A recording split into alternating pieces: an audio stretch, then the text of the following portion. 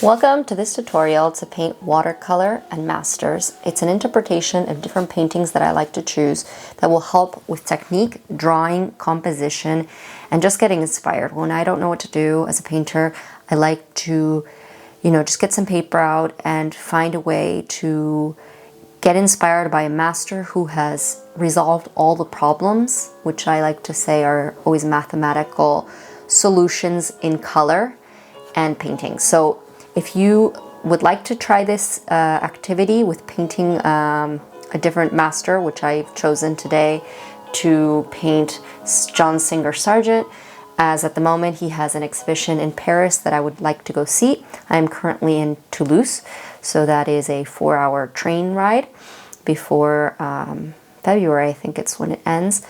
And I have chosen a painting that is a bit outside of his typical portraits because this one is actually a watercolor. I have a book of watercolors that he was very inspired in when he was in the mountains, and I think this would be a great painting to do because it has pretty much everything you need to start if you are a beginner, and if you are a little bit more experienced, it'll be great as well. So I have chosen a paper that is I've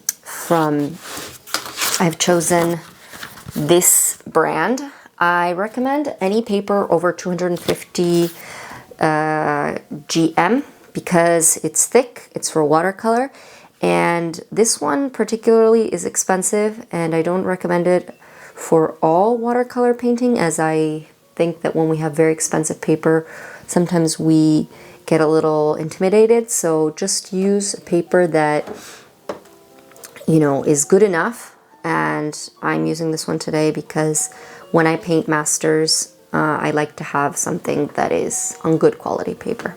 All right, let's get started. The materials you'll need today are watercolors. You can either use them from tubes or from a palette. Here we go, that's mine. And different paintbrushes that I like to use are these Asian ones, but also thin ones that can get all the details, and a normal watercolor paintbrush. Okay, so let's get started. I'm going to start with the drawing. So I have chosen a mechanical pencil, and sometimes I like to start drawing with watercolor pencils just because they're nice to get into the texture, and then I like leaving some in the composition. Since I'm using a paper that is squared and our motif is horizontal, I think it's important to say that you will adapt. I am a person that doesn't like to do painting exactly like the original master, just because sometimes I'm bored by what I'm painting. So I will use the inspiration, but after that I will kind of create my own thing. And here we go.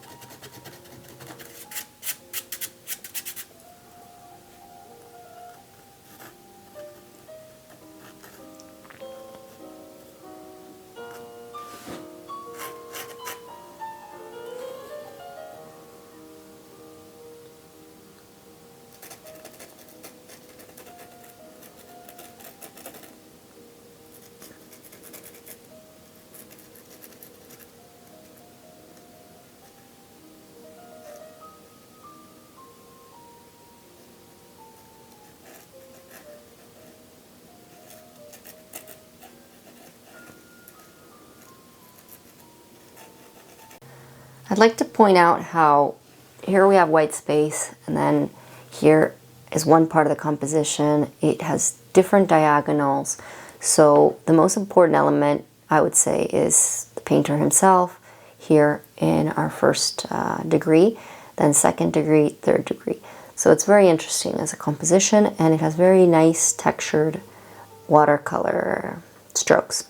So I'm going to make the different colors, and I would say that they're very interesting as well for complementary balance. You know, you have the purples with the yellows, and then the greens, and a little bit of the warmer tones here with the orange. So this is the white of the paper. I always say we don't have white specifically to cover in watercolor. So we're just going to use these different tones and then leave what I like to call scratching with the watercolor paintbrush.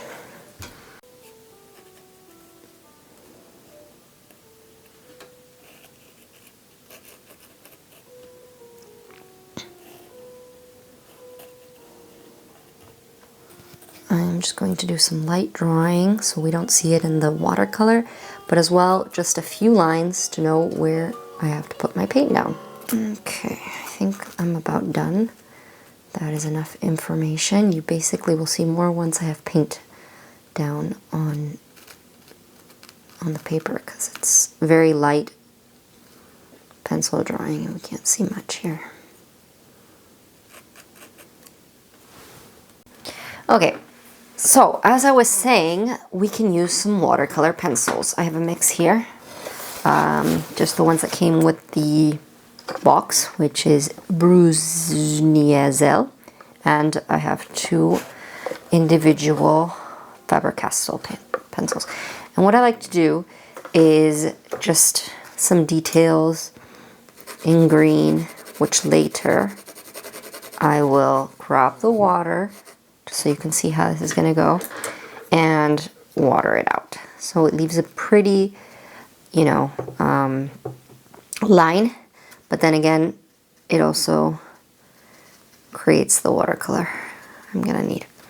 So that's perfect. I am going to now start prepping the different colors I'm going to need on a plate, a ceramic plate, and there's different types of greens. Let's see this one. And I just play it by ear. Okay. And there's 3 ways to paint with watercolors. You have the most typical wet on wet, which is just water. This is for great details. And then you place the color on the page, and that creates a very nice, I would say, a nice way to paint watercolor. The other is just grabbing the paint color and going straight. And the third I will show you later once I have something dry. This paper is pretty good because it tends to be able to be activated even though it's dry, because it's good paper. And right now I'm in the middle of autumn going into winter. It's cold and I have the heat on, so that might have an effect on what happens to the paint.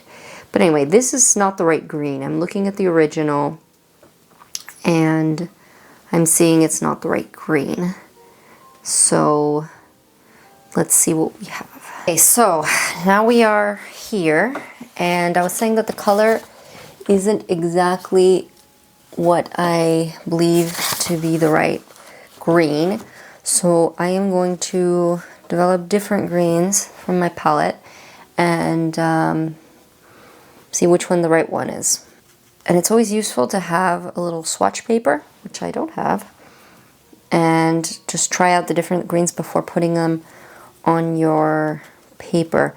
But like I said, I also want the painting to be my own. I don't want it to be just, you know, a copy of Sargent's work or whoever I decide to paint. So I'm going to just make it, you know, kind of with the greens that I like. I can even mix up some blues and see into the green if that's something that looks better. As long as it's, I don't know if it's realistic, but as long as it's, you know, it's right in the composition, like it looks good, then I am not really worried, because I feel like I'm missing a green that I don't have, which would have really been nice to have I feel like I ran out of it and I don't even know which one it is, so it's hard to really go and buy it. Because I usually, when I teach, I have all these palettes and they get used up very quickly. So I'm just buying little tubes and putting them into the goblet. So some of them are definitely gone and I'm not sure which ones they are. So yeah, it is what it is.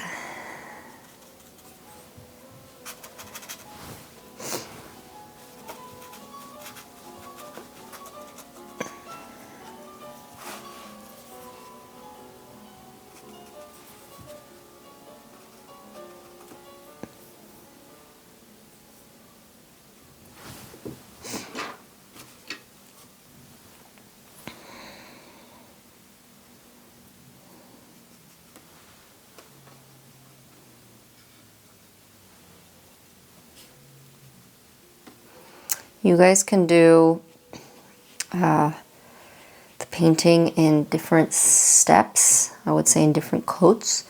So like oil painting has, you know, a base coat and then you work on top of that. You can do the same with watercolor. And that's actually where it's going to come in handy. The fact that the third type of way of painting with watercolor, which I was telling you about, which is when something is dry, you go over it with a different color, and then you have both the bottom layer and then the top layer, kind of like the Impressionists, you know, with different types of colors on top of colors, and that creates a nice visual aspect, I would say.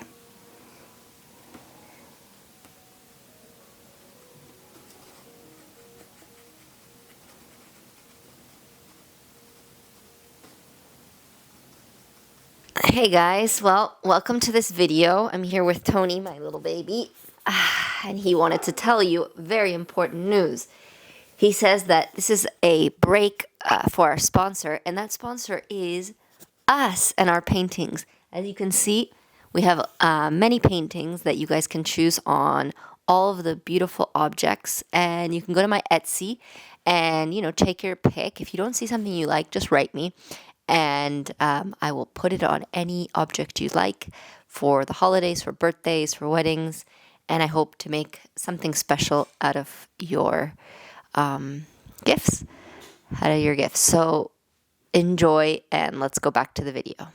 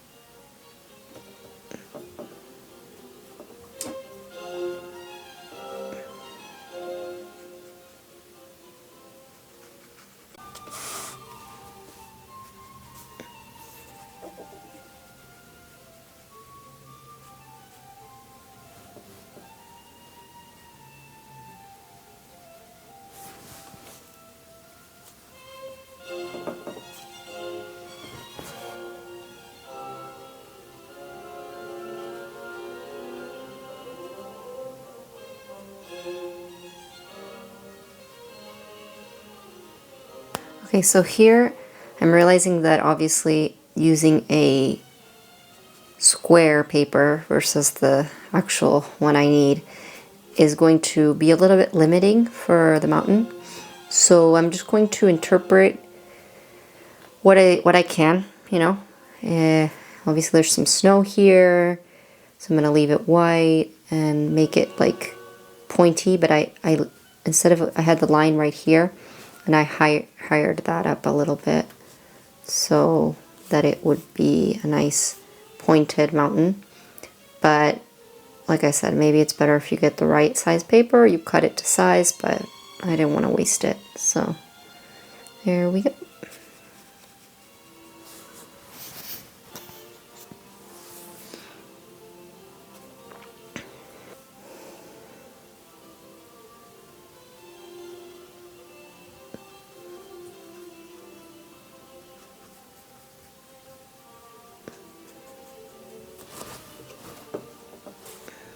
Now you're going to see what I was talking about, the third way of painting watercolor, which is my favorite.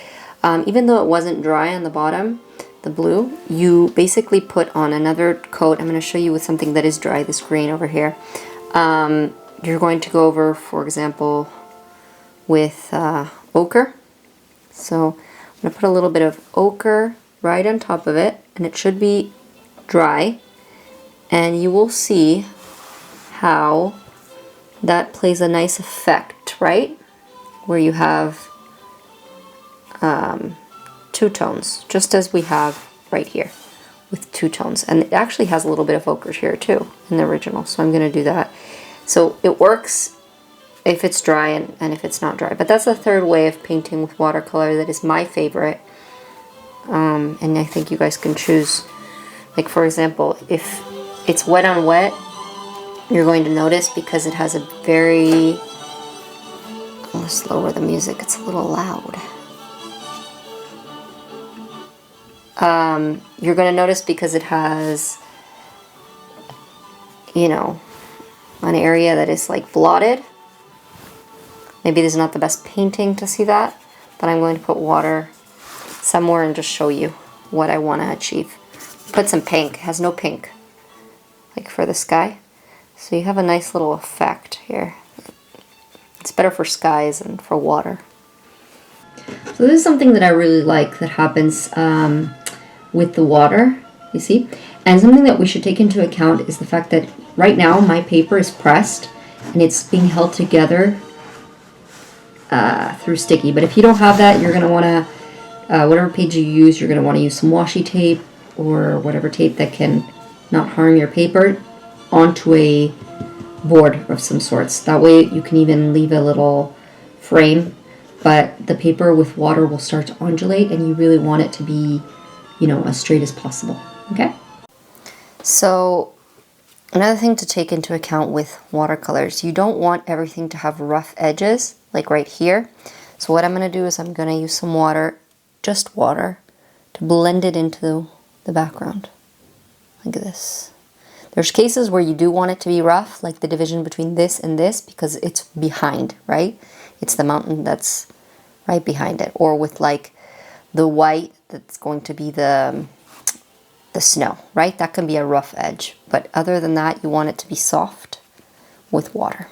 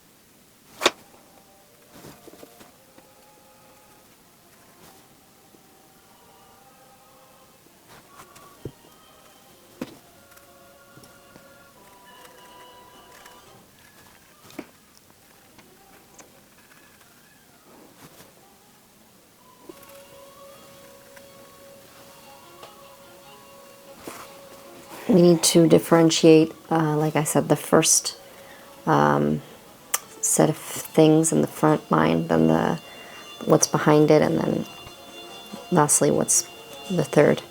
So for that I need to put some intensity into the colors. Thank you so much for watching this video today, and I hope you will tune in for part 2 next week. And if you're watching this when it's already out, just watch part 1, part 2 together.